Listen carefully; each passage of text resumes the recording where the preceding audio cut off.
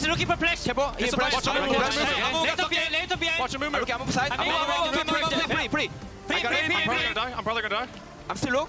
Watch Renekton. Yeah. I should be fine. I think we should win. Through look. My W2. Play with I impact. change bomb. Okay. I'm ulting Kalista. Just go. Kalista. Kalista not ulted. Azir just flash in. Azir just flash in. Don't flash Kalista. Kalista's ulted in. Nice job. Next. I'm on. Jan, be careful. Baby, come I in. will team. Hey, I will take you. Come slowly. I'm outside. I'm fine. I'm looking at Azir side. Azir Junior. I'm fine. Azir. Can you flash? I'm fine. Azir no flash. We turret. Cross it, target. End the game. Good job, guys. Nice job. Yeah, but this might look good. I'm flanking. No. It's good. Really good. I'm flanking. Good. We killed them all here. Corki no flash. Yeah, kill them. Kill front. Yeah, I can flash Q, but I'm going Corki. Don't use us. Corki. I stunned the thing. He might be.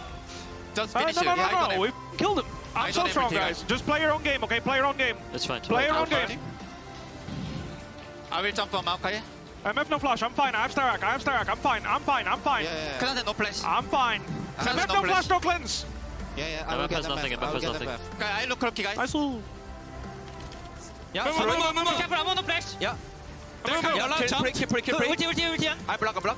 Yeah. Renekton. I'm fine. Go Renekton. We can go better after. Yeah, watch this. Okay, Ace low. I go easy. Penta. Okay. I'm pushing it. Keep going. Can you? Focus it. We can. Penta kill. Let's go. Let's go mid. Let's go mid. Okay. Okay, then let's walk up. I'm going. I'm out. I'm done for now. There he kills everyone. Help. Nice. Corki no flash. He's killing everyone. Pentakill. Penta. I got his squad, got his. Nice one, God. Nice. Power wave. I block them. Don't get sucked in. I need out. Play together. Play solo. I need to use Look W at my side. Jerry jump I need to in. use W I need first. help, please. I'm fine. Hey, Jerry, 오고. Go. 제리 is the way. Coming. Watch this, sir. I can't Jerry. Sorry. Nice. Kill them all. Come. Hey, I press. We get it. GG, nice. Good job. Good job.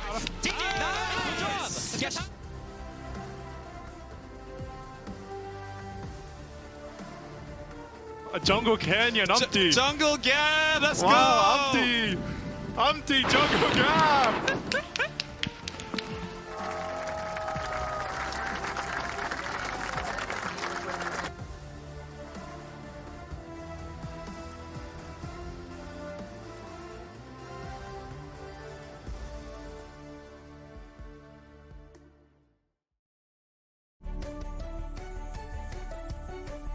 Oh boy, I love LCS. I sure hope Cloud9 plays Skarner today against 100 Thieves. It's gonna be so hype. That's right, Flowers. I've sure got faith that today the viewers will be rewarded. Just have to say that you're fine when you're not really fine. Try coming top lane and see what happens, bro.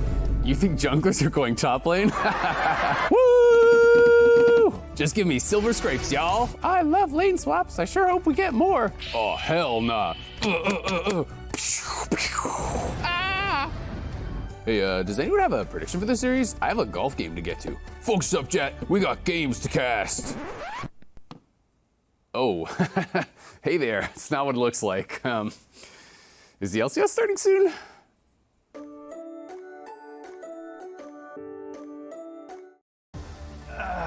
What time's over, Oh.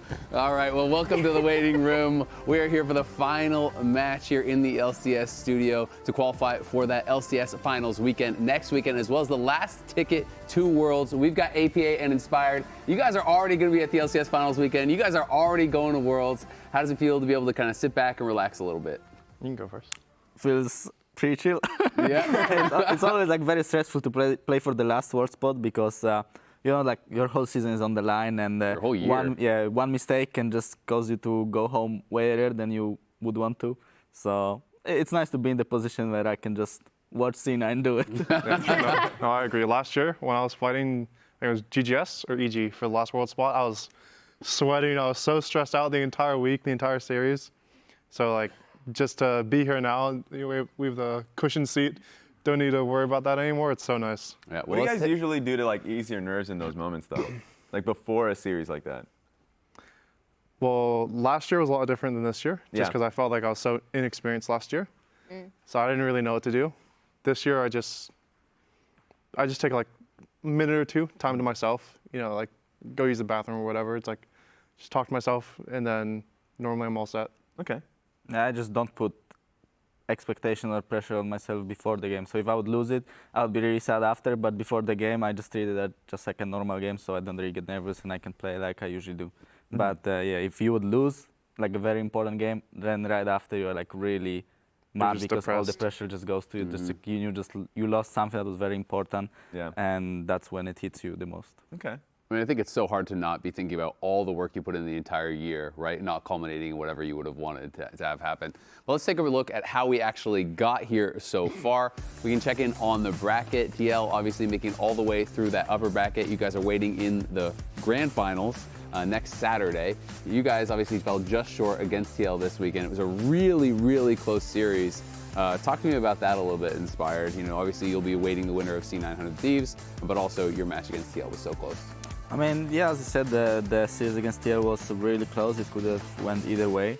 But we lost, so we most likely are gonna get our rematch against C9, and I'm assuming it's not gonna be that easy this time because I think C9 didn't really come well prepared into playoffs. I feel like they were stuck in the previous patch playing kind of stuff that already got nerfed and is not like the best. So I think I'm looking forward to see what they cook today because it's gonna give us a lot of information on what we need to expect. The scouting report. You'll be watching. Just sitting here taking notes. Absolutely. I mean, 100 Thieves have also already made it further than they did in spring. They're now locked in for top 4, which I think is surprising to a lot of players, especially a lot of pros, because in spring, everyone was talking about from the pro side about how this team was really bad in scrims. They don't actually perform like that on stage. They're, kind of getting a lot of fluky wins, this sort of talk. But at the end of the day, they came into summer, they finished even better. I mean, I'm not too surprised. Some of the bottom half of the LCS teams are just complete trash.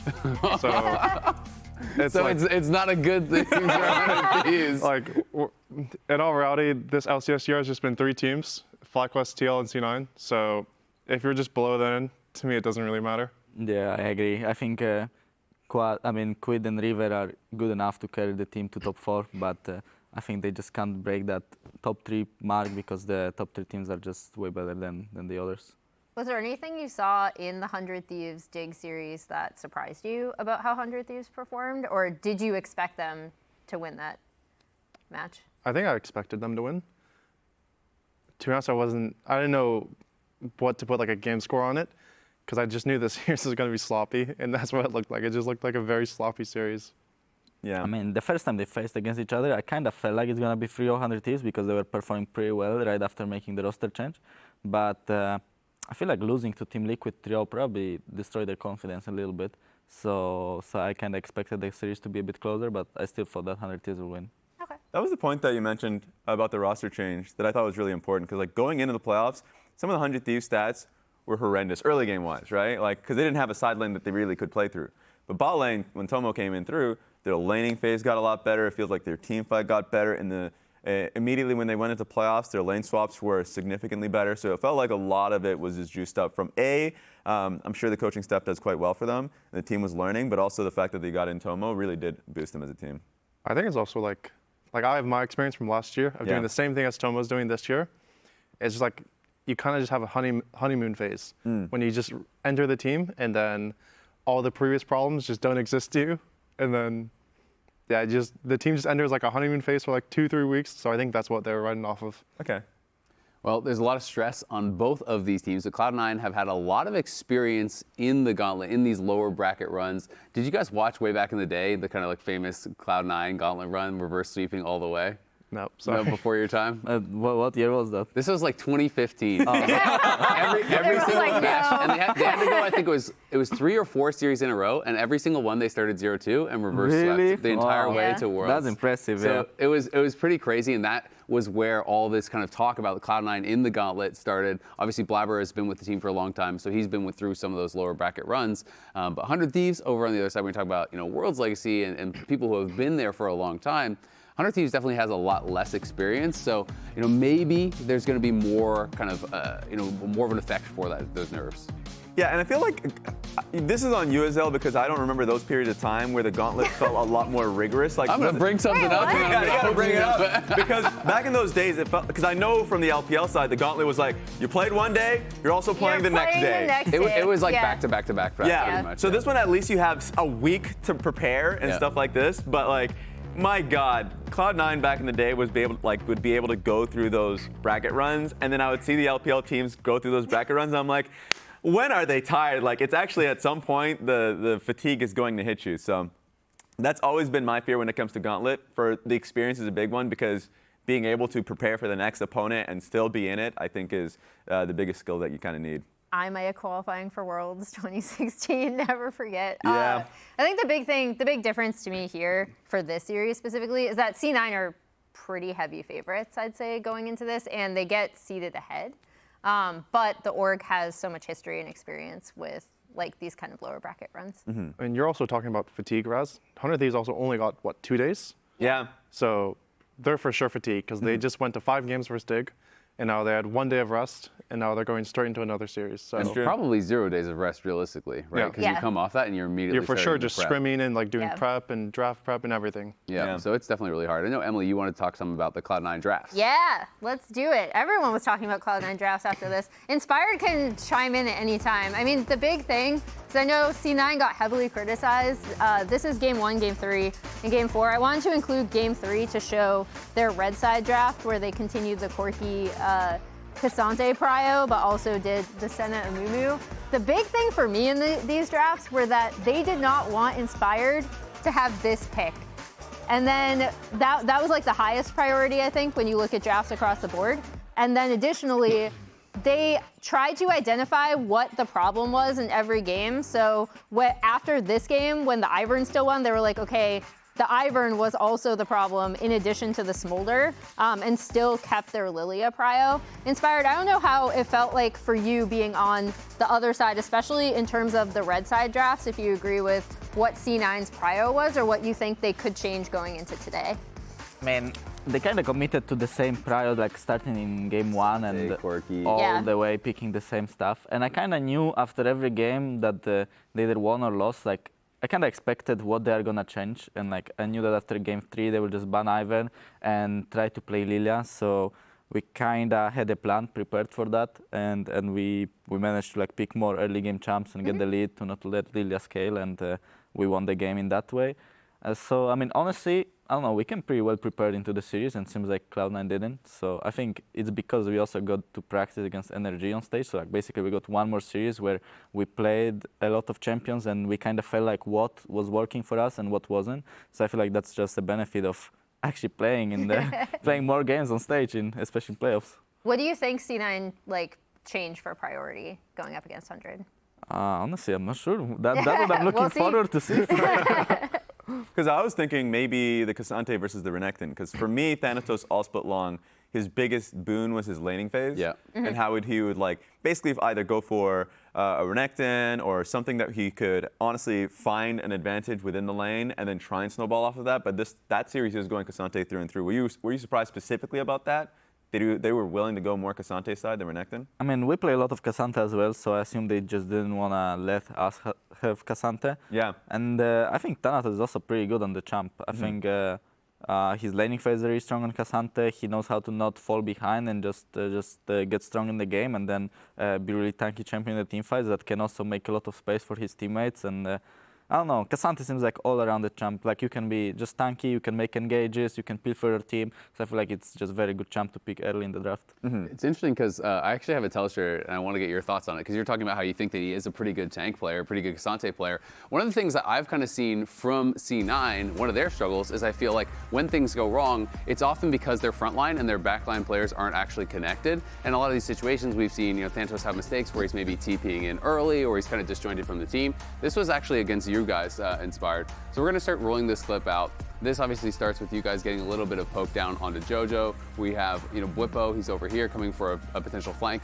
And Thanatos is going to move in, up here. And basically what's going to happen is Thanatos and VULCAN are going to be moving in, looking for a potential engage over on this side and getting pretty split from the Cloud9 backline. The Cloud9 backline is kind of identifying Bwipo, and we're going to have Jojo and Berserker and everyone coming up here, while Thanatos and VULCAN are going to be kind of diving and getting a little bit split from the team. So obviously Sleep is used here by Blaber. Over on this side, they're looking in towards Bwipo.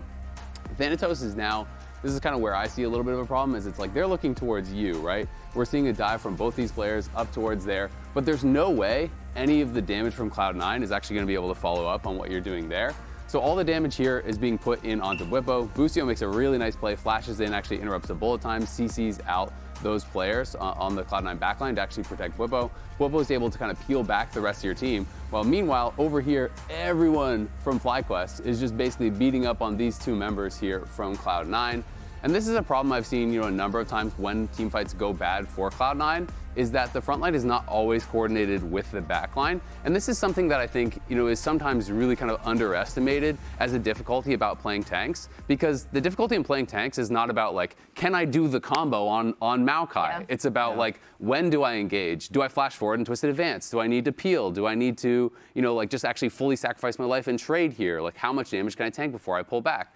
So is that something that you guys have seen from Cloud9 as an issue as well? Or do you think this is maybe more of like, oh, they're not doing this in scrims, so maybe it's more of a stage nerve thing for someone like Thanatos who's newer to a big stage like this? I think it's for sure their issue, and I also think it comes from nerves, because I feel like sometimes the best play during the team fight is to just do nothing and just look at your teammates deal damage. Yep. Especially if you're playing a tank. Like once you're in a good position in the team fight, your job is basically to just stand next to your ADC and wait until enemy team answers. You don't use anything, and that's basically in this clip what Cassandra should have done. But he decided to like use his spells. Make a play. Yeah, make a play when the best play was to just stand AFK. And I kind of felt like he's gonna do it. Like when I was walking up to that Renekton, I was telling my team to just look on frontline, because I said flash there, I'm pretty sure, and I was trying to make the frontline go on me, because otherwise my Renekton is just getting free hit and we can't really hit anyone. So it looked like a successful bait to me, because Leona decided to go on me, and I think I didn't even have to flash out there. So we won the fight because of that. So as you said, I think it goes through nerves. I think they're just nervous, so they want to play their champions, and they don't really look at the big picture and take it slow. You feel like you have to do something. Cloud9 here was arriving at the studio just moments ago, earlier today. Do you kind of agree with what Inspired was saying? APA, obviously you're newer to the professional scene. You kind of had maybe similar experiences to what Thanatos is having last year when you were first coming in and having to play in some of these big moments. Did you feel that pressure to like, hey, I have to do something big, like I need to make something happen for my team? I mean, for sure. I think it's also, since he's newer to like, I guess like tier 1 play, I know he played in LCK Challengers League. Mm-hmm. You don't necessarily know your job, like how he's describing the job of just like, pretty much sitting next to your AD carry or your mid laner and just do nothing. He didn't really understand that was his job there. So he's like, it's like a solo queue mentality where like you have to fight when someone's on your screen. So that's kind of where, to me, it feels like. Yeah, and the hardest thing about this a lot of the times is, at least in the LCS, you don't have a lot of stage games if you're coming in fresh to be able to practice some of these things. And a lot of the times in scrims, I don't know what you guys end up using within your review, but most of the time coaches will be like, I want to talk about like setting up for objectives, like some of the basic things that are based around like setting up for dragons or Gromp, but not really grubs, but not really about team fighting. Like, do you guys see, like, what about your guys' review? Do you guys focus on team fighting a lot? Because that a lot of the times I feel like kind of goes under the rug, like not really seen a lot of times. I mean, we definitely go over pretty much all of our team fights. And we'll just like, not like nitpick, but we'll just point out like little things. We'll be like, hey, in this position, Impact, you should do this. And when I'm in this position, I should do this. We call it like a rook position. Like that position that Azale just showed. Yeah. Where we say Thanatos was in a rook position. If he just sat there and did nothing, the enemy backline also can't do anything. But since he like... The threat is better than the play itself. Yeah, the threat is better than the play itself, but since he couldn't. So I tell myself when I don't use hook on Blitzcrank. Yeah, exactly. So I'm gonna miss that shit. Staring at him. But yeah, when he couldn't just sit still and like do nothing, he just goes in uninspired, completely runs it down, and then FlyQuest wins the team fight. Absolutely. Well, we're gonna talk a little bit about the mid lane matchup, but as we move into the mid lane matchup, Jojo had some thoughts on why Quid really won MVP last split. Let's take a look. To be honest, I think I made Quid good last split. How's Like- what? Because like I He was I- the highlight maker. I mean, I was his 1v1 partner, and I like, kept like he kept asking me about the match, so I kept telling him, and then so then I mean, so this way I had to stop 1v1ing him. So Jojo taking a lot of credit for Quid getting MVP as a practice partner, as someone who he felt maybe he taught a little bit too much to. What do you think about the mid lane matchup, APA? I definitely think it should be Jojo favored. I think Jojo overall is a better laner. What I'm a bit worried about is I think C9 puts a tremendous amount of pressure through mid lane with VULCAN and Blaber. I'm worried if Quid can nullify that and River can have impact and do some like funny plays on the top side of the map or bot side of the map. And it can just make like really weird game states that will probably benefit 100 Thieves. So we actually saw you tweeting out that Jojo's a choker in playoffs. So how much of that is banter? You know, I'm a little bit surprised because you seem to have a little bit of rivalry with Jojo. You guys like to go back and forth a bit. How much of it is just the kind of the cheeky banter, and how much of it is you actually think he's a choker? I think both, to be honest with you. Like, it's definitely banter. All of the above. It's definitely banter because, you know, I think he's a great player. But it's been what? I've knocked him out of playoffs like twice now in a row. Sadly, I don't get to face him hopefully yet. You know, hopefully FlyQuest beats him and I don't get to face him at all. Sick kind of kick out of it. But like, I want to be there when it Inspired's like, yes, hopefully also I face you. You guys can both agree on that. Yeah. But like, I just haven't lost him yet in playoffs is all. So that's why I think he's a choker. You can't just be good, he's a joker? I don't think I was that good last split. Okay, fair. I want to get Inspired's take because I feel like you're the biggest, even though you guys are on separate teams now, right? You've played a lot with Jojo. What do you think his strengths are going into this matchup against Quid? And then also defend your boy to APA.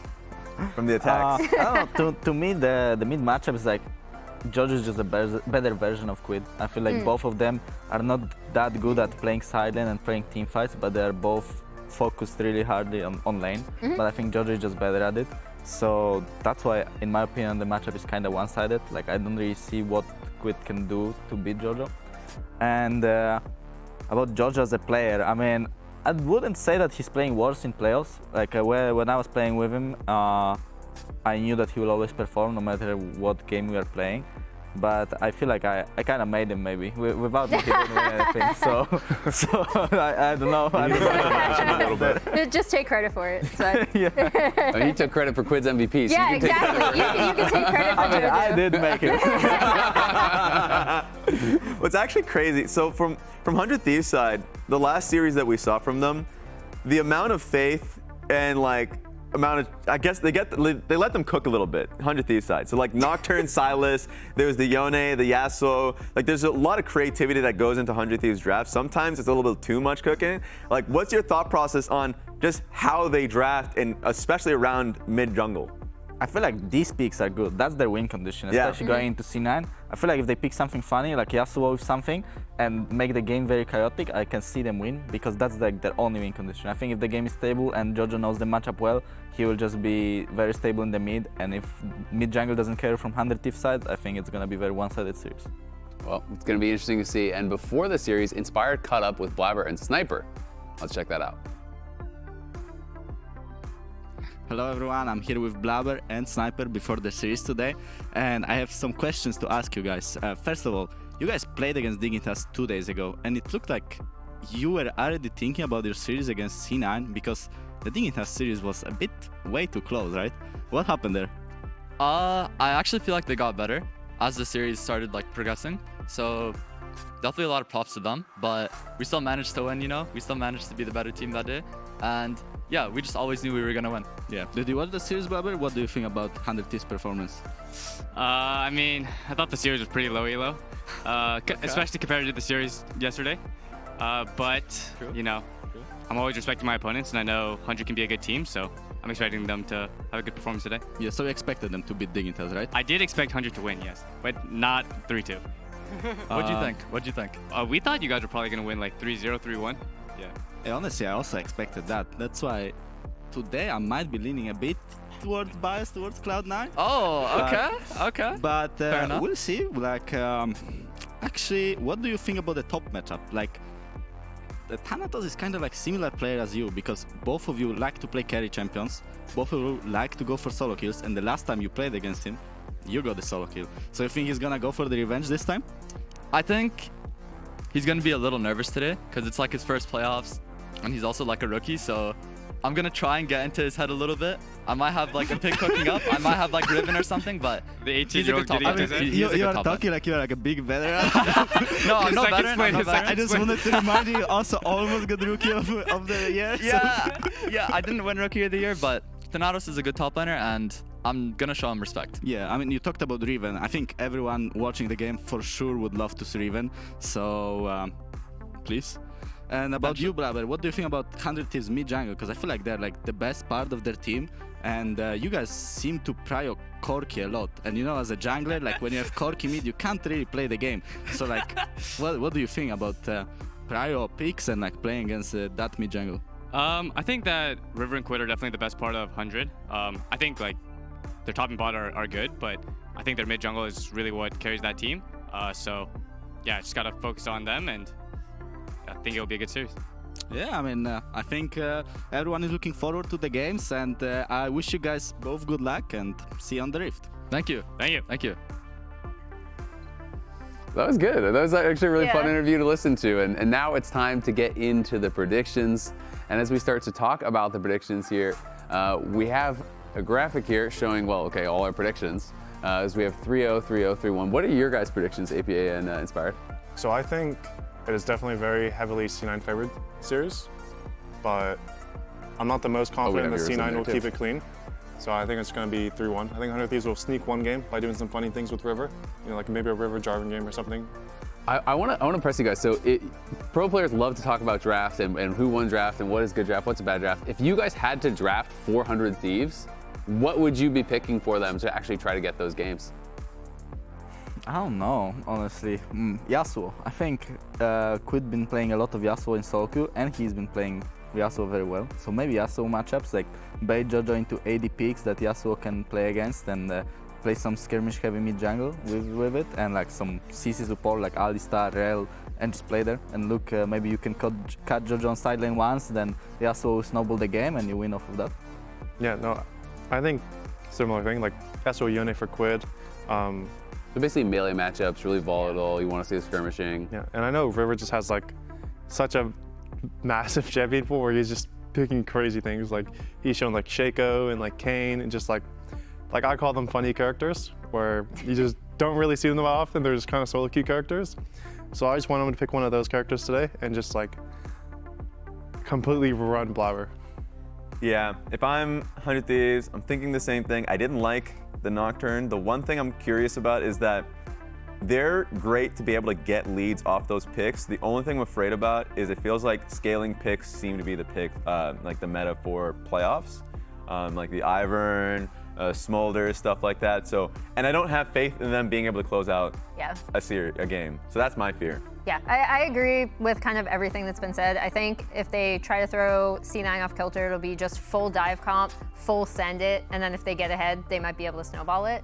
But I think it's going to be similarly heavily C9 favored. Yep, well, Cloud9, you can see it in the wall behind us. Cloud9 versus FlyQuest and TL, these two guys, 4-5, competitive. Cloud9 versus everyone else, 10-1. They've been very good against the bottom half of the league. Who did they lose to? Dignitas. They lost one game to Dignitas right towards the start. Yeah. But that's about it. So we're going to hand it over to the casters. Take it away.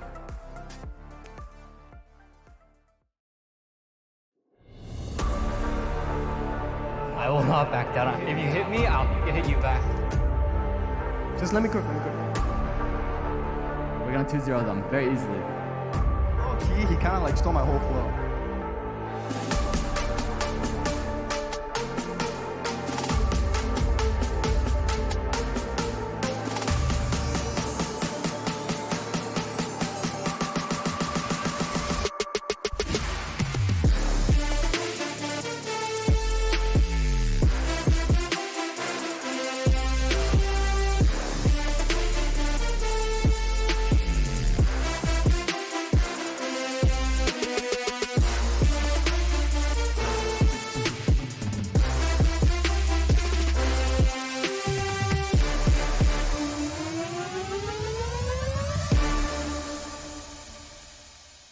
welcome back to the Summer 2024 LCS Playoffs. One spot. There is one spot left at Worlds, and there is one spot left next weekend at the YouTube Theater for the LCS Finals. Today, Cloud9 and 100 Thieves go head-to-head, and we're going to find out who deserves that spot and who's going to be left behind. It's time to put up or shut up for both of these orgs. I'm Captain Flowers, joined by Kobe and Jatt for this one. Yesterday, we were treated to a 5-game banger. I hope we get to repeat some of that same magic here today. We have had 2 series with silver scrapes in a row. Can we go another one here? This weekend? Let's get into it. To me, I'm very excited for this matchup because I feel like both these teams have a very similar approach to the game.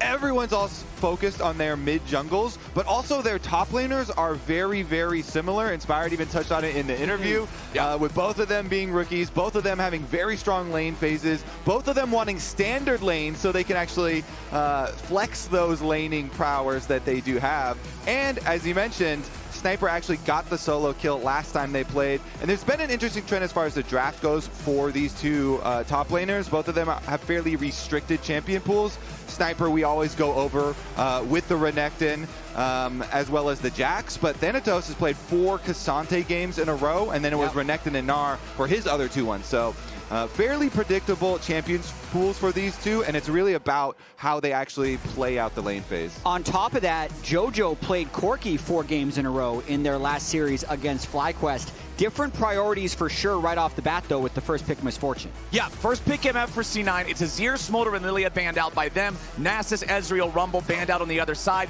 Yesterday, we saw Misfortune have problems into a comp with a lot of answers for interrupting the ulti. And with this being the first pick for C9, I want to see 100 Thieves be able to put together something that can shut it down. And the Ziggs right away is something that can just press R when Misfortune presses R, and there's a 75% of Misfortune's health threat with that one button press, and it is generally the answer when someone early picks the Misfortune like that. So 100 Thieves very willing to go with what I think is going to be Ziggs bot lane. I'm 95% sure for 100 Thieves. Yeah, especially with the double lock in here, because you're always pairing Ziggs with some melee support to be able to go roam around for you. Ziggs is very good at focusing on the minion wave and clearing those out, or going for satchel charge kill combos, but slamming down the LeBlanc right now for JoJo. We're going back to like OG JoJo stuff here. Very excited to see this one. And we're also going back to Thanatos' best champion. I think one of the things that happened whenever these guys played FlyQuest, and even yesterday we got to see this, if Renekton was open for the red side team, it was taken in the first 2 picks. Because 100 Thieves didn't do that, C9 picks it right away. And for Thanatos, it is his winningest champion of the split, probably his best champion. So all of these first 3 picks, that's the damage for Cloud9. That's this blind pick. We're going to try and win lane with our very strong picks. And I love it because Cloud9, you heard Inspired. He was kind of disappointed. He was like, what the heck? You guys been doing Corki, and it's so hard for jungle to play when you have Corki mid. Guess what? LeBlanc is the go-to assassin. So easy to set up kills for your jungler. So now we're going to look down the line at what jungler Blaber is going to be able to play. Some AD threat that will also have high pressure that can play off of JoJo in the mid lane. Honestly, regardless of the matchup. And I also want to keep hyping up this LeBlanc because on patch 14-17 is where those nerfs came in. The solo queue oriented nerfs for LeBlanc, but we're still on 14-16. So this is pre-nerf. This is full power. Big abuse here from mid-jungle. Okay, so in the second half of the bans, it's Yasuo banned out by C9, respecting the pocket pick for Quid alongside the Vi. 100 Thieves banning out the Poppy. And Kobe, when you're talking about AD junglers that love to scrap early and be active with LeBlanc, Lee Sin is one of LeBlanc's best friends. 100 Thieves do not want to allow that to go through. And I think that's actually a very smart ban by 100 Thieves because that is actually the combo that can attack mid lane whenever you want. And the shoe is going to be completely on the other foot with the way they banned out Yasuo and already taken the Blanc. Quid's playing Corki. He's playing the less aggressive mid jungle by default. And let's see what Blaber tries to pair with this LeBlanc. And it doesn't need to be a LeBlanc pair. It could be a Renekton pair as well with this Nidalee hover. I'm not shocked if he locks it in. All right, it's locked in. I am the LCS resident Nidalee hater, but the hate subsides a little bit when they've got Renekton in the same draft just because of the way that that duo works together so well. But when you lock in Nidalee, that to me is always a big flashing light that says, I have confidence, have faith that I can accelerate this game. If you do not accelerate the game, that pick is not going to work. VULCAN on the Alistar as the final pick here for C9, and the last pick of the draft for 100 Thieves is Maokai for River. And you can accelerate a game in different ways as a Nidalee jungle. I know everyone is going to be drawn to the classic combo, Renekton stun into Nidalee, and them being differing damage types. But Nidalee also has the ability to invade a Maokai and steal away Maokai's camps and get way ahead in CS. It doesn't have to come from those kills, especially since your opponent is a Cassante. And even though Corki could rush early magic resist, and honestly should, Nidalee plus LeBlanc is still a combo you can pull off, even though you know the Corki is going to be investing in some MR. So if we're talking about early magic resist for Corki, are you talking just wanting to see a no magic mantle, Mercury treads, or like full Hex Drinker here? No magic mantle is very cheap and very effective super early on. So we usually go into Hex Drinker when you're facing double AP mid jungle as a Corki, but we'll see how much money he actually wants to invest in that defensive, because that does kind of put off your big offensive power spikes, and you don't want to put those off too much as Corki, since your whole purpose is getting to become this big late game powerhouse. And big picture for me, this draft is super interesting because compared to what we've seen from these teams in their last series, they pivoted.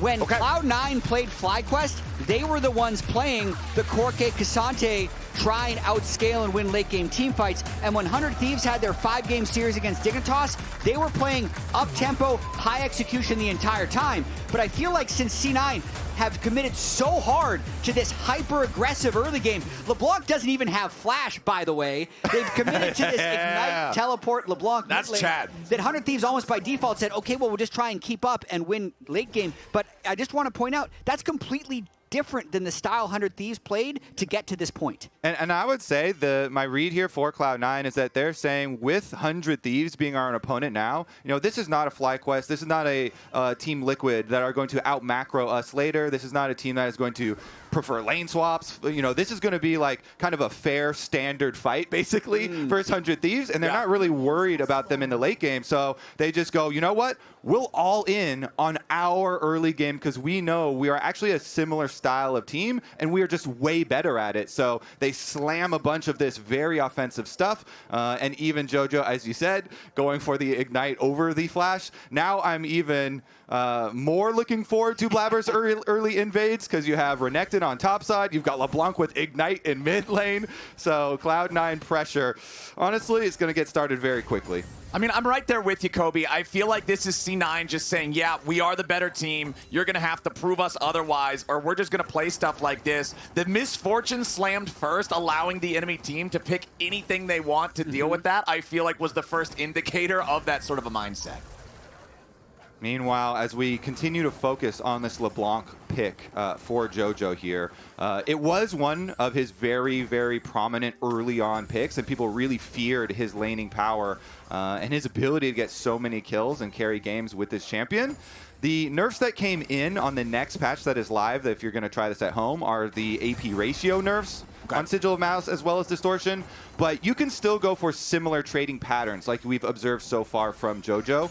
From the very beginning, you always go for these distortions plus autos. LeBlanc is very good at that. At the early levels, being able to get a spell plus an auto on someone is just such an advantage in so many mid lane matchups, and he has gone for the Electrocute version, so he even sticks around, gets those Electrocute procs.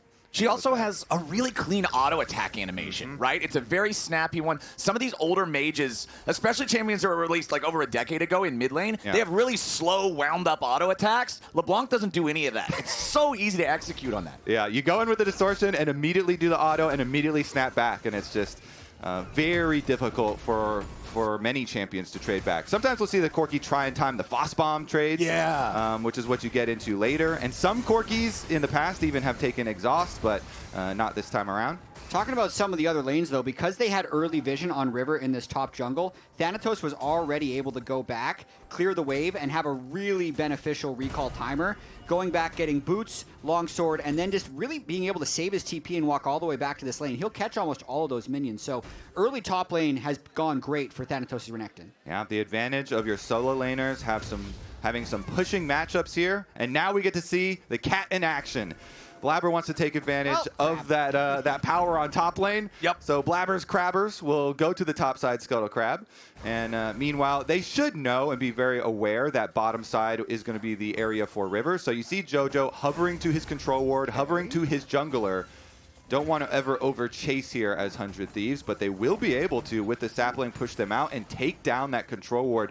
It's honestly a big investment early on. Being able to get that control ward early feels so good, because you know Jojo wants to look for kills on Quid, wants to constantly distortion forward, go for these trades, soften him up so he can use his Ignite and actually get kill credit. Exactly, the Ignite versus the Flash, making the safety that much more imperative. So we're talking about mid lane a lot. I also think top lane is so interesting this game because we're talking about how both these guys are young players. They're both very aggressive in lane, and then they can get a little bit too aggressive once laning phase ends. Yeah. They're on the staple top lane matchup. Like, if you can't play Renekton Cassante from either side, what are you doing playing top lane right now? And I will also say the laning phase has not been the problem for either of these guys. It's been the team fight phase, and it's also been about when or when not to initiate.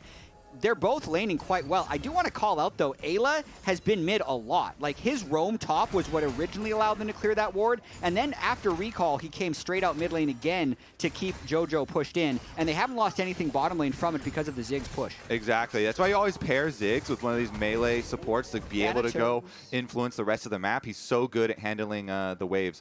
And right now, Thanatos has been doing a good job himself, by the way, of keeping control of the wave for the past couple of minutes.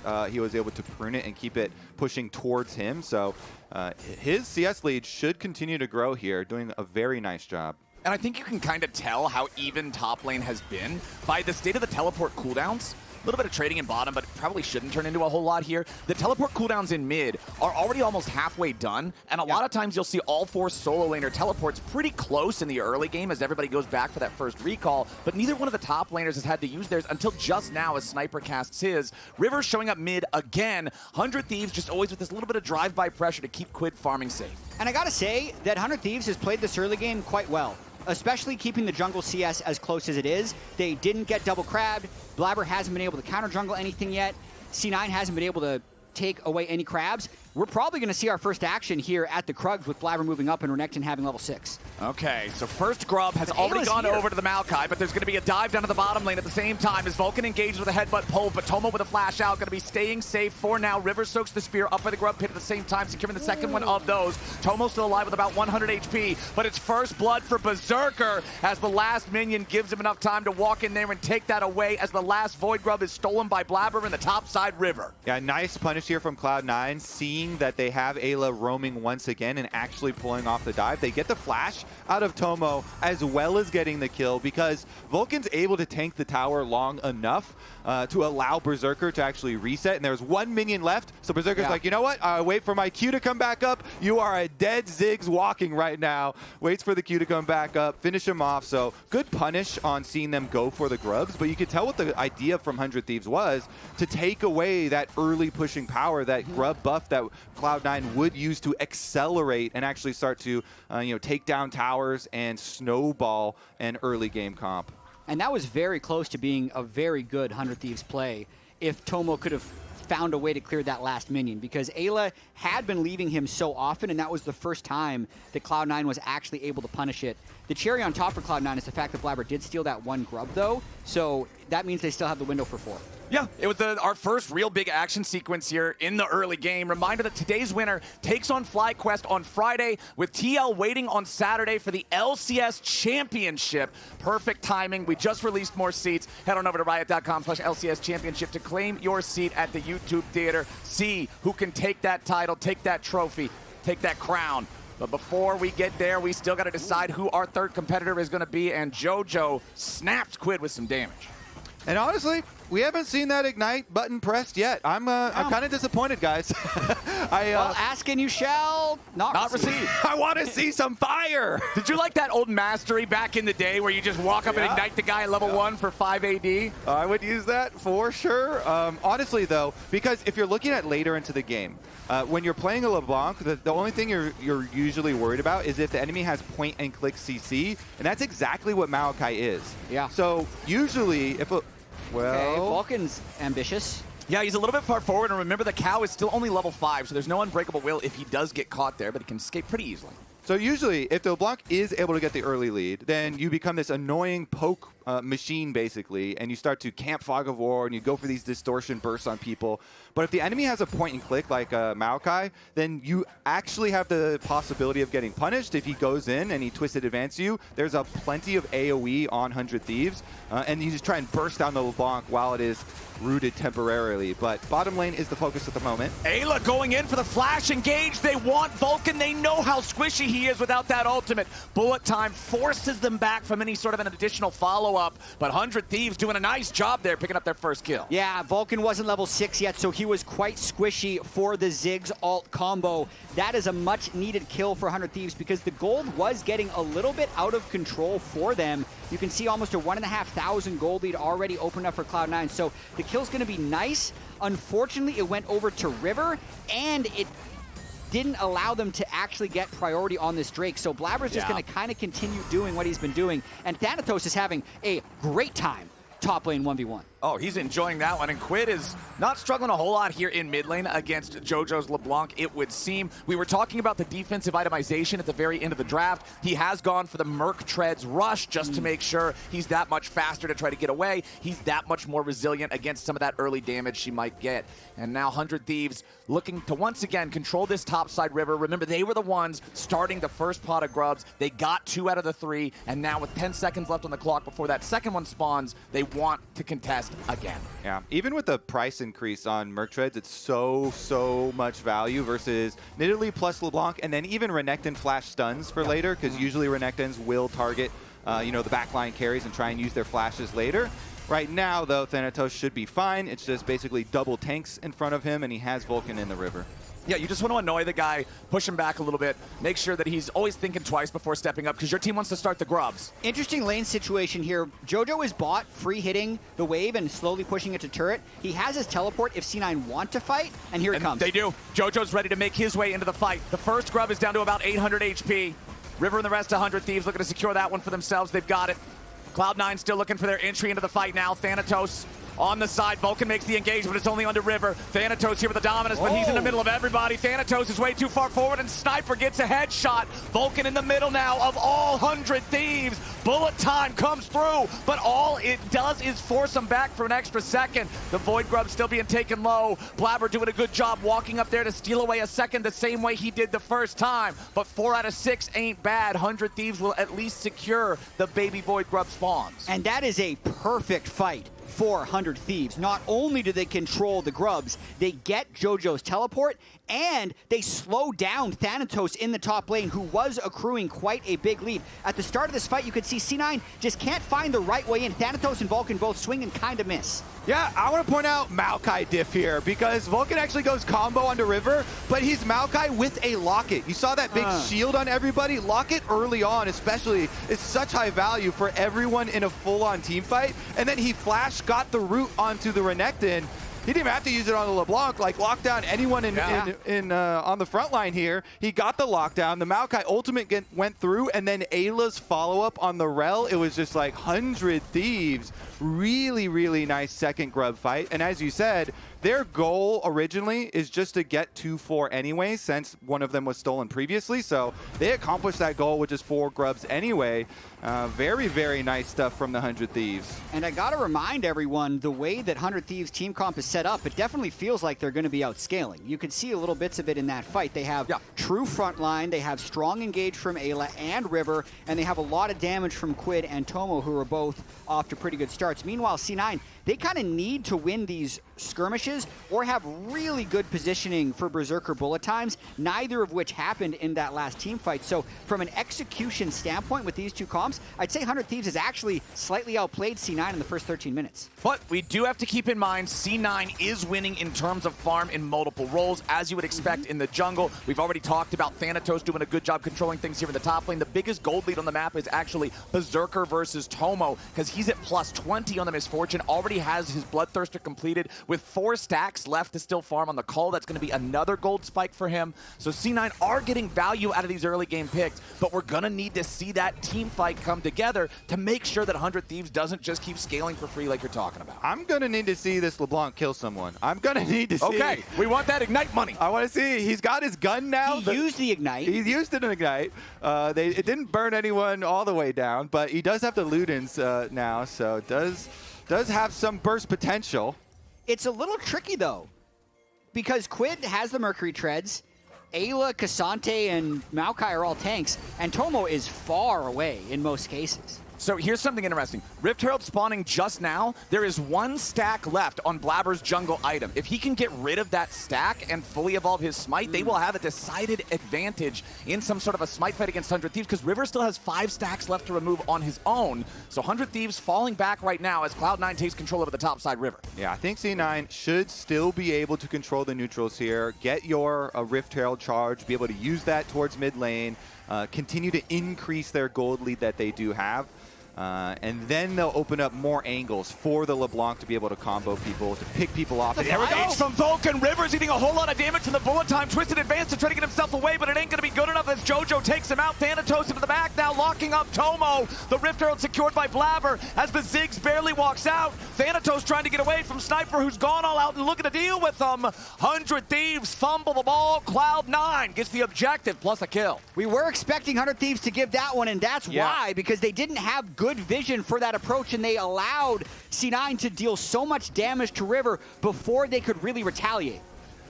Yeah, honestly, I was expecting them to back off too, but they go straight for it. And this time, the difference is on VULCAN's combo, the bullet time is channeling. And so they actually get their kill onto River. And with VULCAN having access to his ultimate there, he does not go down in trade kill. Even though Thanatos isn't able to finish off Tomo because of good peel from Sniper, it is still so worth here. Cloud9 with the extra kill on top of the objective that we thought they were just going to grab. I think Tomo had to be down to like 10 or 20 HP in that last, because the Make It Rain was over top of his character, and I was watching it just whittle away. That was a hero play from Sniper coming in and tackling him away, but Sniper now... Oh, he pops the Pathmaker already. He wanted to try to use that to buffer through the CC from VULCAN, but he popped it a little bit too early. VULCAN knew exactly what the play was going to be, read him like a book, and that's another kill over to Cloud9 now. They're 2,500 gold up, wanting to make it 3 here with this turret claim to the bottom lane. First turret of the game as Eyla now once again in a bad spot. It's a 3v2, but Quid and Tomo are both ready to arrive. 100 Thieves firing back a little bit here, but C9's calling in troops of their own. Jojo makes his way into the fight. VULCAN still chasing. River with a flash away. Tomo doing the same. 100 Thieves still looking at maybe there's a little more, but no, sir. It's almost a 3,500 gold lead for C9. Still pushing the lead here. They got their tower on the bottom side as well for Cloud9 and can turn on Dragon. As long as they don't get chunked any longer. It's tight. Sniper is revived and running down the mid lane. I don't think 100 Thieves want to give this one away. River's going to approach. He still has Maokai ultimate. Eyla is at about 300, 400 HP. This is not a very safe spot for him to be. VULCAN goes in for the engage on Quid. River now in a tight spot as well. Thanatos finds the first kill on Eyla, and 100 Thieves are sent running yet again. Jojo goes after Tomo, needs a little bit more damage. Bullet time, cutting him to pieces. Sniper trying to get one back on Blaber. Needs more damage, but he can't find it. 100 Thieves again are tempted into a situation where they feel like they need to fight, and Cloud9 sit them down. And Cloud9 is just applying so much pressure to 100 Thieves. It starts with the original kill onto Sniper, and that entire run of play is turret to the Dragon. Let's check out the 3-person gank here, where it's just a little bit before 100 Thieves expected, and Maokai and Rell couldn't make it a 3v3 quite in time. Yeah, earlier move from C9 after the reset, after the Herald fight. Nice kind of wrap around on Cassante, knowing Cassante had no ultimate. It was the key for them actually going for that play. And then picking off extra kills here. Thanatos over in the tri-brush grabbing that one. And noting the spears that Blaber hit, not only this one where he was able to then jump in and actually get the kill onto Corki, but also the two other ones pushed two members of 100 Thieves out of the fight. First he hit River, pushed River out of the fight, even though he doesn't get the kill there. Then he was able to hit one onto Eyla as well, push him. I thought he was gonna jump on him. I'm ready. The action has been quick. He's got no flash, man. The action has been quick this game. Nope. JoJo's still just fine for now. Eyla moving up here as well to clear out that ward. Dragon 2-0, the count for C9. 4,000 gold ahead. Baron's not going to spawn for another minute and a half, so the Rift Herald's going to be summoned up here in mid lane. Just a charge alone will be enough to finish off this tier 1 turret. Berserker's going to push up the rest of the wave here, escort this one in. Kaboom! Let's see if they want to really care about getting the second charge. Not sure whether or not they do. JoJo jumping in after Quid here. Has to reset that position. River cannot get on top of him in time. And now Vulcan and Blaber coming around to complete the job. Unbreakable will used for the tower dive. It's just too easy, man. But now the price might be paid by the Cloud9 jungler. Blaber's locked up, and there's enough damage for 100 Thieves to take him out. Make it a 1-for-1 trade. I mean, we knew something eventually was going to happen with the way JoJo was pressing Distortion up in that top lane. It ends up being a 1-for-1 trade because Blaber ends up getting caught at the very end of that engagement. One note that I want to make as we approach later and later team fights is about how spread out C9 can actually make fights. Because if they are close together where multiple people can get hit by the Rell engage and the Ziggs and Corki AoE, that's the way that 100 Thieves could negate this 4,000 gold lead. But if we see more fights where you have a Renekton flash stunning over on one side while JoJo 2,000 units away is distorting in, those are the fights where C9 is going to be able to dominate. I think that's why 100 Thieves focused so much early on trying to get those Void Grubs so they could keep their towers up longer so they would have more defense. But Cloud9 are about to finish off all of the outer towers and accomplish that goal of opening up the map. So now you get so much room to play with for your LeBlanc and your Nidalee, who are walking around hunting through Fog of War, and Thanatos, who has been crushing it since lane phase. 2 items on the Renekton now as well. Has the Sterix for the extra tankiness. Not tanky enough to deal with 4 people at once, but he's doing a very good job utilizing the vision from the plants there to be able to play safely. Even though Ziggs can just blow up the tower on the bottom side, the rest of Cloud9 pushed mid and top. And the problem with going for grubs early, giving up those dragons to your opponents, the grubs are a down payment. You have to be able to see the dividends on those by taking enemy turrets. 100 Thieves only just now got their first turret of the game, the bottom lane tier 1. Not a very useful turret, and Cloud9 has already claimed 3, almost 4, with the mid lane tier 2 nearly dead as well. I will say, though, because they had the down payment and gave away the Drakes, they got a tax break with the objective bounty and the bot lane. So some of the interest they paid was refunded at the end of the year. I see. Yes, of course. How did I not see They were shorting themselves, so then they could actually reap the benefits later.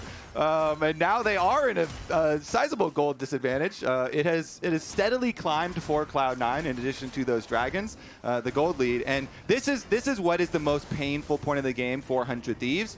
Because this is the point of the game where Cloud9 will constantly group up. You see Blaber and Vulcan working in tandem. Alistar is just so tanky right now. Vulcan gets to go lead the way for him to go get vision. And then once you establish your vision through the 100 Thieves jungle, then you start to look for these picks in transition between objectives. And just try and make it harder for 100 Thieves to farm minions. Yeah.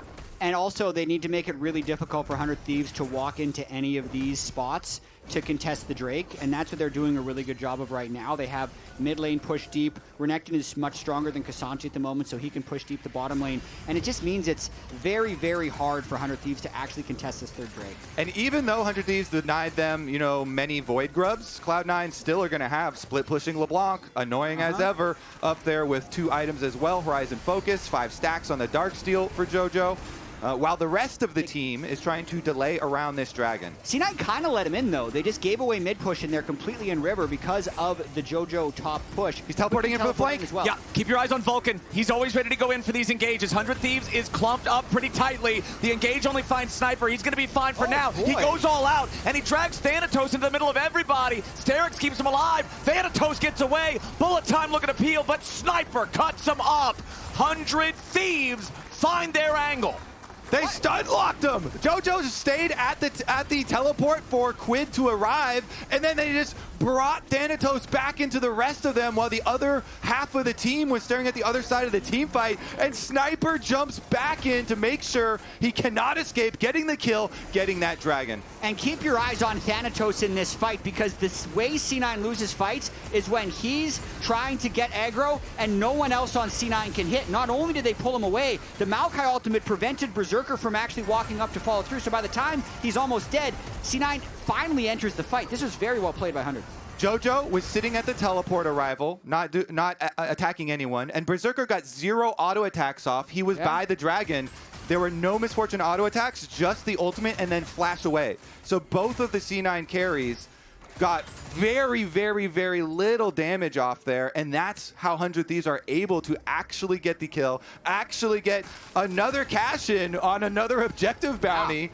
And the neutral ones, the ones on Dragon and neutral objectives are actually even bigger than the ones on the towers there, so 100 Thieves cutting down a little bit more on that C9 lead. And even if there was no objective bounty, they critically stop Cloud9 from moving to Soul Point. They prevent that dire situation where now every 5 minutes you're feeling the blade hanging over your head, hoping that that soul doesn't end up becoming the win con way earlier than you'd want. And this is the moment where I feel like Cloud9 fans are getting very nervous, because the game was going quite well. They were extending their leads, they were winning skirmishes, but that moment, if we look back, could actually be when 100 Thieves manages to stall the snowball and eventually win the game. Also, if they get a pick onto Quid or Tomo and take Baron, it's going to be completely fine. But that moment, getting that Drake, is actually so crucial in maintaining 100 Thieves' chances of winning this game. If I was a betting man, I would say the analyst desk is going to review that dragon fight right there, because the analyst desk was already talking about that problem for Cloud9 with being so desynced in the team fight that their carries are unable to get any damage out. That doesn't mean that they have no chance now. They still have this big lead, right? Yeah. They very easily can retake control of this game. They just have to have better positioning at the start and go in at the same time, a little bit closer to your carries. Berserker and Thanatos have to have a level of connection. He can't be more than a bullet time away from Berserker at any time, I feel like, because when they're doing damage to Thanatos, Berserker has to be allowed to do damage to them. That's what they've been missing. But I gotta give props to Sniper for that, because Thanatos was originally in range of where the bullet time would help. Now Vulcan's going in, 3-man pulverize, bullet time coming in back over the top as Eyla tries to lock up Cloud9. Health bars are dropping fast, and JoJo's the first to fall. 100 Thieves already have 2, and they don't wanna stop. 100 just popped the enemy solo laners, and Baron's on the menu. And this could be what slingshots 100 Thieves back ahead. Somehow, some way, they win one more fight. Even though Thanatos thought he found the angle, Locket just absorbed that entire engage, and now they're just going to get the Baron. Couple of fights here, one with the rush for Locket. Baron's going to get picked up. Honestly, the market manipulation by 100 Thieves has been genius. The objective bounties were up for every objective that they've taken. They have claimed way more than the standard deduction on their insurance payments. They are just way cash positive out of this objective bounty trade. All right, let's take a look at the team fight again, because it is a blast cone initiation from Thanatos. It really was. He stacks up enough rage to go in here, and they try and combo it with the Alistar, but if you look at who actually gets caught by the bullet time, it's like 3 hits on Quid and a little bit of damage on Eyla, so the bullet time really doesn't get that much value, and then by that time, LeBlanc and Renekton are down. How did JoJo die? It's Ayla's counter-engage. Ayla's counter-engage there was massive. It locked up all of C9 as they were trying to pile in and follow up on Thanatos, and it made it so nobody could survive. The bullet time was only hitting Cloud9 guys. That's not good. No, there's no friendly fire in this game. And the initiation, actually, the double knock-up there from Vulcan at the beginning was pretty nice. Got the flash out of Tomo at the very least, but the counter-engage was just so much better. And again, the LeBlanc, like, AoE is the downfall of LeBlanc. The point and click, and then if you're just able to layer enough AoE on top, like the passive doesn't even matter when she goes in Viz, just burst down the area where she was. 100 Thieves now with the Baron buff as another dragon approaches. And Thanatos is trying to fight as well at the same time as River's River. already made his way into the fight, and JoJo's about to get bursted down. Quid takes him out, and Eyla with another beautiful lockup. C9 is crumbling in front of the Thieves. The gold lead finally back in 100's hands. Tomo's ready to teleport into the bottom lane to use the Baron to push into the tier 2. Cloud9 will not be in fighting shape for the Drake, so they'll lose another opportunity for Soul Point.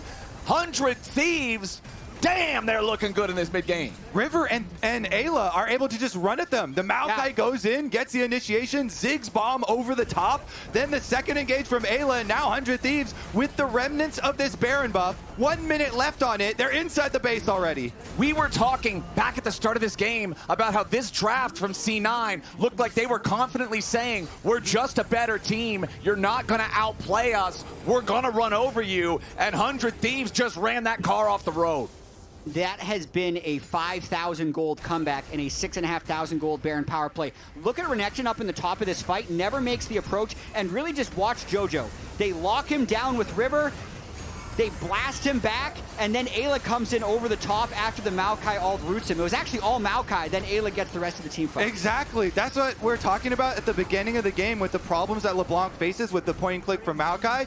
And River actually played it perfectly because not only did he get the initial play with the flash twisted advance that we mentioned, but his ulti. He's flashing over the wall again. The twisted advance on top of the Nature's Grasp. River knows that JoJo cannot deal with them. VULCAN doesn't even get a chance to do anything back. River continues chasing. This tree has no fear. Quid and Eyla right behind him. JoJo has done nothing but run for the last 3 fights. That tree is all gas, no brakes. River is going in.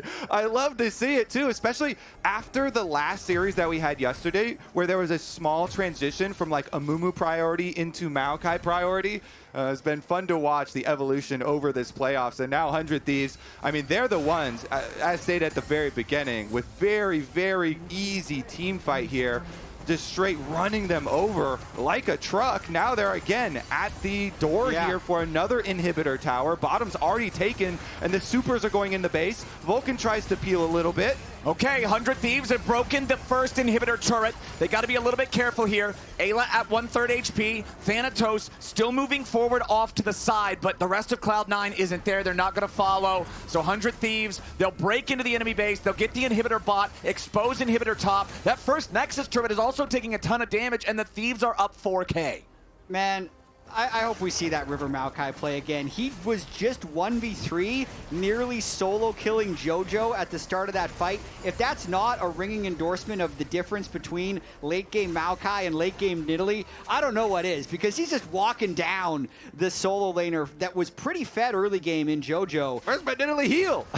I mean, look at this guy. He just... This is all he cares about. He doesn't care who shows up from Cloud9. Yeah. He's just going to stay on JoJo this whole time. Try and damage me. Flash W. My goodness. Just wears him down. Teammate shows up, don't care. Yeah. And the coolest thing is always this Ziggs. You know, Tomo looks very far away. We've been focusing on how far away from your carries you are, but it doesn't matter with Ziggs. Just press the R. All right. Nature's Grasp is flying in, and Cloud9 will be forced away from their last remaining Tier 3 turret. All of those now rubble thanks to 100 Thieves. Mid lane inhibitor about to drop, but just barely hanging on. It's still burning to the void damage. But the Corki rockets are a little bit more threatening. Now only that one inhib left here in the top lane. 100 Thieves is going to clear that out. That's 100 inhibs. Yeah, 100 Thieves now with double super minions every single lane. They don't have Baron or anything, but they have so much pressure. That first Nexus turret is only regenerated back to half HP. Quid doing a great job poking at these guys. JoJo's got to be careful every time he distorts forward. You know 100 Thieves are going to be looking for him. Tomo with the satchels on the Ziggs. It's so easy to clear out these turrets. VULCAN wants the engage. Bullet time does a little, but it's only hitting Sniper. VULCAN's already down. Thanatos, Guardian Angel popped. JoJo dropped. Cloud9 stopped in their tracks. 100 Thieves say damn the doubters and take game number 1. Tomo drops one last nuke on them at the fountain, and that'll do it. 100 Thieves everyone is against them. Everyone was doubting them, including me. Cloud9, the favorites here, the top 3, the triumvirate of the LCS that has ruled us all summer split, starting to crumble here. 100 Thieves fighting against the currents, and they are winning. And this means that Cloud9 now have to win 3 of the next 4 games for their season to continue. This is an elimination game for both of these guys. What a massive Game 1 statement. 100 Thieves didn't even have side select before this one. They picked scaling as well when they beat Thanatos with early game. So they're showing they can do it all, and they showed up in Game 1.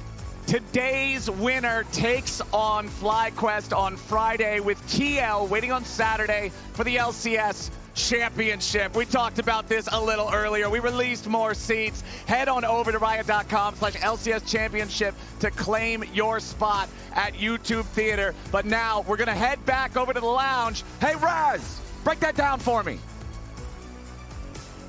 Well, Raz isn't here, Flowers, but we have something better. We got APA and Inspired to break this one down for you. We're going to start just right away in the early laning phase. This is obviously a very heavily early game comp from Cloud9, and you wanted to talk about some of the stuff that went wrong in lane. So Jojo goes Ignite LeBlanc, and I think with Ignite LeBlanc, it's really important, especially in comps like this where you face, the Cassante, the Maokai, the Rell, where you get a very big lane lead. And I think Jojo did that very well. Like here you can see Chunks Quid out, and Quid ends up having to take a base on the second wave, which is generally pretty terrible. All you can afford is like 150 gold. You get a refillable, maybe a control word. Yep, got a refillable and a control word. But then on the next cycle of laning phase, after Jojo TV's back, River ends up coming through mid to give Quid a little bit of leeway or pressure so that Jojo can't keep punishing Quid in the early LeBlanc matchup. Which this helps Quid a little bit, but the wave's still not fully crashed after this. So he ends up calling Eyla again. And you can see Eyla on the minimap walking right through. Oops. And this is the second push out that 100 Thieves needed for mid lane for Quid. And it kind of nullifies Jojo's potential in the early game with this Ignite LeBlanc. So what should Cloud9 have done to actually try to stop this? I mean, it looks like C9 were just happy with giving LeBlanc the XP lead, because every time people come to Corki's lane trying him push out the wave, he has to share XP. So in theory, LeBlanc gets a little bit ahead in XP, but I think Corki is just really happy with that, trading a little bit of XP advantage for LeBlanc for him having a free early game. I think C9 should have tried to group up more with Nidalee and Alistar and actually contest that timing when 100 Thieves was trying to push out the waves, because I think the 3v3 is basically unlosable, even though 100 Thieves has a bigger wave. I think if Alistar just hits the first target and Nidalee and LeBlanc follow on that, they just get a free kill. And I think there was just a missed opportunity there. So from that spot, I know you guys were thinking 100 Thieves in a pretty good spot, but Cloud9 were able to kind of battle back. Let's talk a little bit about this 14-minute Herald fight and maybe whether or not 100 Thieves should have even taken it. I think the most important is for Cassante to keep Renekton in the bot lane. I think it's way more beneficial for 100 Thieves if Sniper is playing to stop Renekton's TP rather than join with TP. So I think he should be just looking at Renekton, and the moment he sees TP being channeled in the top side, he just stops the TP and keeps Renekton in lane, because then it's higher chance of winning the fight 4v4 for his teammates. You can see they're both TPing. And I also think that fight, first of all, is not really needed to take. I think their comp is hard out scaling, and LeBlanc is not in the position to pressure Corki anymore, so Corki will just free scale. But I think if they played slower together and use the Ziggs poke a little bit more and don't give Alistar the hard engage on the first target, they could have won that fight, I'm pretty sure. If Cassante keeps Renekton in lane and they just take the 4v4 slowly with Maokai ult and Ziggs bombs on range, I feel like they could have won the fight, but they were a little bit too hesitant, and the fed Renekton managed to join the team fight and just basically turn it around. I do think with how Sniper did not stop the TP, Thanatos getting that insane flank pretty much starts 1v4, and Sniper just has to trade his flash to just save everyone with his ultimate. Yeah. So this was another kind of series of fights, basically, and leading into the Dragon that Cloud9 was able to kind of come out on top of. I feel like at this point 100 Thieves is a little bit lost, because they just lost the fight on Herald. The Renekton was pretty unstoppable, and they were not sure what to do, and they were just trying to stall the game by defending their towers. And that's basically why this random scrap happened. Meanwhile, Jojo just pushed out top and made the wave bounce, so the top wave, 100 Thieves is just gonna slowly lose minions. And even though they have a scaling comp, they're trying to contest the early fights here, which I don't think is the best idea, because Renekton level 11 with the gold lead is probably the strongest top laner. He just got it. Yeah, he just got at this point, so you probably should avoid him and not try to contest objectives. All right, so Cloud9 obviously was in a pretty good spot. Let's jump forward to about 25 minutes. This is just before the big fight in mid lane. We obviously had Thanatos was on a flank. Cloud9 want to look for a fight here around mid, and they are able to find Tomo, but the fight doesn't work out for them. So I think what me and Inspire were talking about a little bit earlier is if you go on Ziggs at the very start of the fight, even if you get on top of him, you get sucked in, and he always gets his spells off anyway, so he just throws his spells and dies. So that's pretty much just what Tomo does.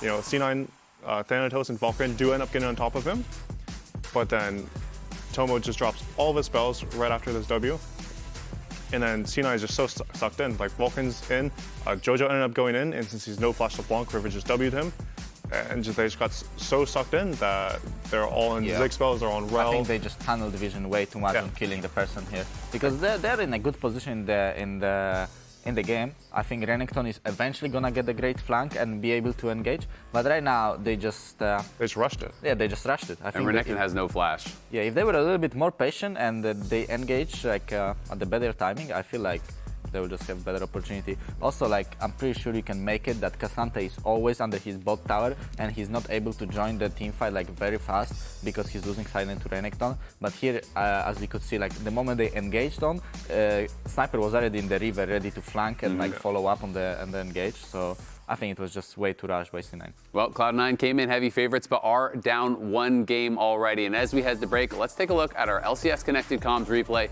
presented by AT&T and voted on by Chat.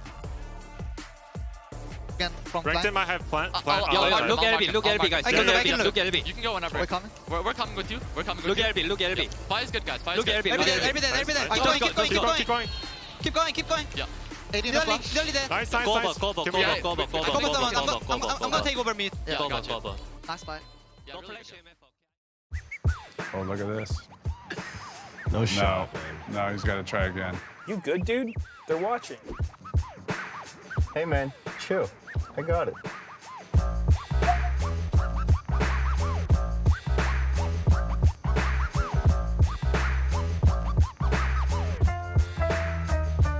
Yep. Wow. Pulled it off at the end. Wow. Not bad. Not bad, not bad.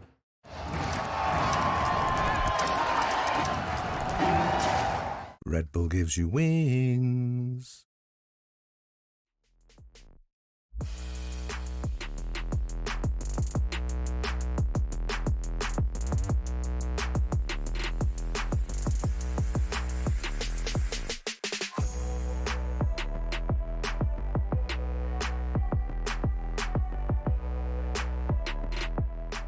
Maybe look Renekton. Can we look for Maokai? Oh. Yeah.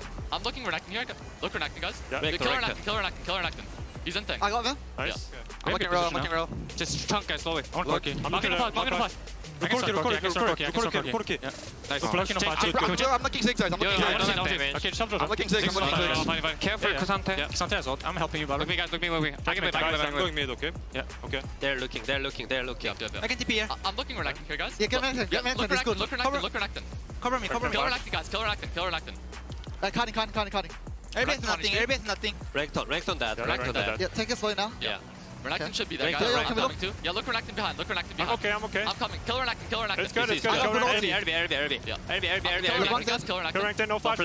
Give me Baron. No flash. Keep chasing, I think. I can look. If we can go. No. Just go Baron.